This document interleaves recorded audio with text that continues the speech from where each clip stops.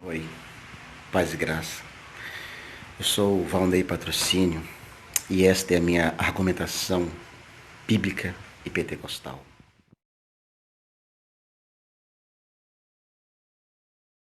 Paz e graça. Sobre a salvação durante o período da grande tribulação. Haverá salvação no período da grande tribulação? Tipo, quando eu era novo, convertido, eu sempre escutei dizer que o Espírito Santo seria tirado daqui, que a palavra de Deus não faria mais sentido, né? E por isso não haveria salvação. Pregações sem muito nexo, mas à medida que você vai se desenvolvendo, crescendo, em termos de leitura bíblica, de estudo bíblico, a gente vai percebendo que não é exatamente bem assim. Até porque, aí já vou falar uma coisa minha, a crença é que aquele que resiste ao ministério da injustiça e que ainda não foi tirado do meio para que ele se manifeste como um todo, a crença de muitos é o Espírito Santo, mas a crença que nós pentecostais temos um grupo, né? Não é todos os grupos. E eu sou do grupo que crê que é a igreja que resiste, não o Espírito Santo. Por quê? Porque o Espírito Santo, ele é Deus. E ele não pode ser tentado. Então ele não precisa resistir a nada. Agora nós, como igreja, por mais que a gente se decida para Cristo, nós ainda somos passíveis de tentação e nós temos que resistir para não ceder às tentações que a nós vêm, para nós virarmos de lado. Então, quando a igreja for arrancada aqui da terra, que é no dia do arrebatamento, então manifestará-se o ministério da injustiça com o aparecimento do anticristo, do falso profeta, sendo ali, tendo a unção do dragão para poder reger a terra. Tem um texto em 2 Tessalonicenses, no capítulo 2, que ele diz assim, versículo 10, 11, 12, diz assim, ó, e com todo o engano da injustiça. Vou ler a partir do 10. Do 10, 9, 10, 11, 12 diz assim, a esse cuja vinda é segundo a eficácia de Satanás, com todo o poder, sinais e prodígios de mentira, e com todo o engano da injustiça para com os que perecem, porque não receberam o amor da verdade para se salvarem.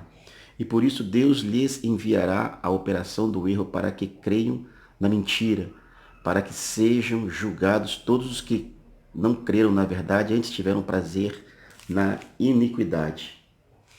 Então, esse texto ele deixa claro que quem teve esse prazer, ouviu, mas isso aqui, logicamente, está falando de alguém que teve acesso ao Evangelho.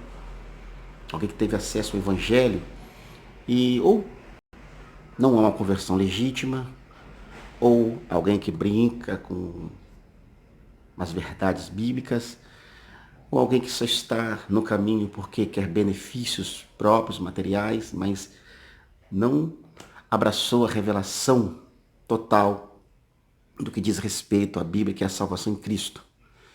Então esse grupo, o Senhor vai permitir que de cara eles sejam enganados pelo espírito da mentira. Mas a gente dizer que não haverá salvação durante a tribulação é um grande exagero, porque o Espírito Santo ainda continuará aqui. Deus jamais vai abandonar a sua criação. Mas é claro que haverá um tratado bem severo durante esse período. O grande foco é Israel, é a restauração de Israel. E não tem como Israel se restaurar, não tem como Israel se converter, se o Espírito Santo não fizer isso. Porque a Bíblia deixa bem claro que é o Espírito Santo que convence o homem do pecado, da justiça e do juízo. E que toda a humanidade, diz assim, que o Deus desse século, que é Satanás, ele cegou o entendimento dos incrédulos para que, né, eles não consigam enxergar a verdade e não resplandeça a glória da imagem do Filho de Deus. Então só o Espírito Santo pode abrir o entendimento da pessoa. Então seria o mesmo que achar que, ou pensar que as pessoas serão salvas por méritos próprios durante a grande tribulação. Negativo. Terá a ação do Espírito Santo, inclusive haverá avivamentos durante a grande tribulação. O primeiro grande avivamento são de 144 mil judeus que se converterão de cara. Porque a proposta que a grande Israel vai aceitar, de cara eles já não vão ficar meio desconfiados. E haverá dentre eles assim um avivamento. E isso vai contagiar muitas pessoas. A Bíblia também fala de duas testemunhas que vai descer e vai testemunhar contra o projeto do anticristo e do falso profeta. Também fala de 3 anjos que vão proclamar o evangelho, né? Vão proclamar o evangelho. E João tem uma visão de uma grande multidão, que aí ele fala assim, o anjo fala para ele assim, quem são esses? Né? Há o diálogo entre ele e o anjo, que vem com palmas nas mãos, aquela multidão, aí de vestes brancas. E aí a resposta é que são pessoas que vêm da grande tribulação. É claro que eu tenho aqui a João Ferreira de Almeida, que fala de grande tribulação, mas tem outras bíblias que a tradução é da grande tribulação. Então são pessoas que serão salvas durante a grande tribulação. Haverá um avivamento no meio de todo esse caos, no meio de todas as pragas, pestes, tormentos, guerras. Fora também levar em consideração, isso estou falando de quem morrer, né, já morre salvo por tribulação, esses que abraçarão esse avivamento que vai acontecer.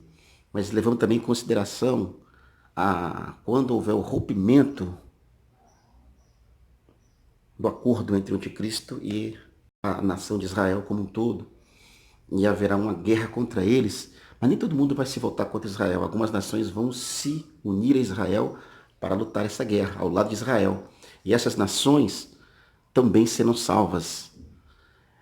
No caso da salvação delas, existem pessoas que morrerão durante essa guerra, a questão já vai ser outra, mas aqueles que estiverem vivos, ao término, quando Cristo voltar, julgar as nações que se levantaram contra Israel, essas nações que ajudaram Israel, vão adentrar o milênio junto com Israel, serão doutrinadas com relação à fé em Deus através de Israel. E Deus vai cumprir tudo aquilo que o Senhor tinha designado através de Israel, que seria luz para as demais nações. Em Mateus, no capítulo 25, do versículo 31 ao versículo 45, tem aquela parábola, ou eu digo que é uma parábola, sobre a vinda do Filho do Homem, que Jesus ele fala bem assim, que ele, por exemplo, versículos 31 e 32, eu vou ler aqui, ó. E quando o Filho do Homem vier na sua glória e todos os santos anjos com ele, então se assentará no trono da sua glória, e todas as nações serão reunidas diante dele, e apartará uns dos outros, como o pastor aparta os bodes das ovelhas. Agora a gente fala, né, que um para a esquerda, bode para a direita, bode para a esquerda e ovelhas para a direita. A gente sempre usa isso como falando de pessoas, mas o texto todo vai dizer que está se tratando de nações. As nações que se levantaram contra Israel são tidas como bodes, que vão ser colocados à direita, e é uma linguagem também espiritual. E as ovelhas não são exatamente ovelhas do Senhor, mas são aqueles que lutaram ao lado de Israel.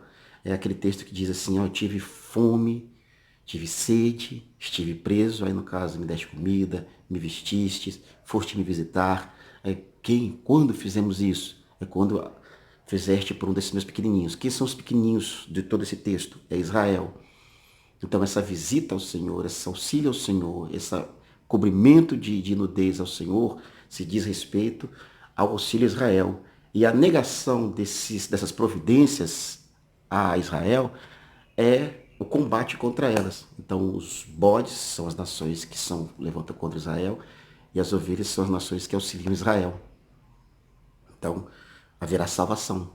Pessoas vão morrer e serão salvas no meio dessa guerra, no meio do avivamento que haverá.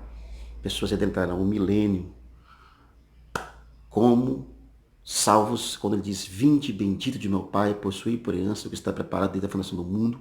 Essa expressão não é para a igreja, não é para ninguém. Aqui no texto vai ser para as nações que lutaram ao lado de Israel, então eles vão entrar nesse repouso. Então há salvação, há salvação. Mas uma coisa que a gente tem que pensar é que no texto que eu li sobre Tessalonicenses, do capítulo 2, dos versículos 9 a seguir. Do versículo 9 a seguir. Porque quem está hoje ouvindo o Evangelho, quem está hoje assimilando o Evangelho, quem hoje tem as oportunidades e não aceita, infelizmente já tomou uma decisão. Não é como alguém que ainda não chegou o Evangelho até ele. Não é como alguém que nunca ouviu o Evangelho, ou como alguém que não tenha certezas. Tem pessoas que têm certeza, sabem a verdade, mas não querem obedecer à verdade. E supondo-se que o arrebatamento é hoje. Supondo-se. Então a pessoa já tomou uma decisão. Só que se o arrebatamento também não for hoje, mas a pessoa morre estando em desarmonia com a palavra do Senhor, rejeitando a palavra do Senhor, também não há condição de salvação. Então é necessário ter a vida preparada, pautada no Senhor. Eu não quero dizer que nós somos perfeitos ou que nós não erramos, mas existe a questão do pecado voluntário e do pecado involuntário.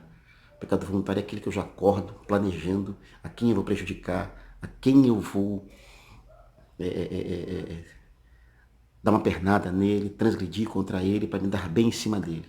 O pecado involuntário é aquilo que, obviamente, todo mundo comete. Por mais que a gente tente viver uma vida de santificação, você erra na maneira de olhar, na maneira de pensar, na pronúncia de um conceito ou na pronúncia que a gente faz de uma observação de alguém, de alguma situação. A gente peca a todo momento. Isso é impossível não pecar. Mas quando você está contra, você já falou que não deveria ter dito. É como Paulo falou bem assim, ó, o bem que eu quero fazer eu não faço, mas o mal que eu não quero fazer, isso eu faço. Mas aquilo vem da consciência, você pede perdão ao Senhor, está nessa remissão. Mas aquele que é o voluntário para o pecado, ele transgride, ele fica observando, ninguém percebeu, ele vai lá, comete mais um erro, ele vive cometendo esse erro. Esse está no perigo. Esse aí está no perigo. E que Deus nos guarde de sermos voluntários para o pecado. Porque como disse o escritor aos Hebreus, para quem é voluntário ao pecado já não resta mais sacrifício, senão uma ardente expectação do juízo que está por vir. Mas que Deus guarde nossos corações em nome de Jesus.